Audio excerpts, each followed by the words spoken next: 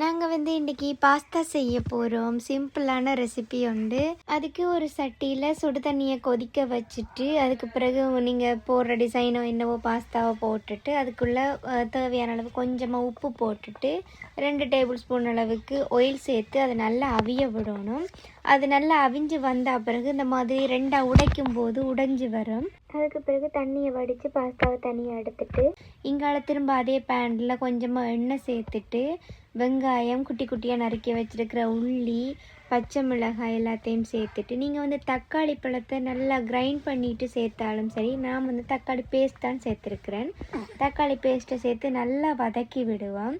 அது நல்லா வதங்கின பிறகு தேவையான அளவு உப்பு மிளகாய்த்தூள் கொஞ்சமாக கரம் மசாலா எல்லாம் சேர்த்து அதை நல்லா பிரட்டி விட்டுட்டு நாங்கள் அவிச்சு வச்சுருக்கிற பாஸ்தாவை அதோட கொட்டி பிரட்டி விட்டால் அவ்வளோதான் ரெடி. நான் கொஞ்சம் எக்ஸ்ட்ராவாக கொஞ்சமாக சீஸ் சேர்த்து சீஸ் பாஸ்தாவாக செய்திருக்கிறேன். அவ்வளோதான். வேணுமானாக்கள் ட்ரை பண்ணி பார்த்துட்டு எப்படி இருக்குன்றதை மறக்காமல் கமெண்ட்டில் சொல்லுங்கள். தேங்க்யூ.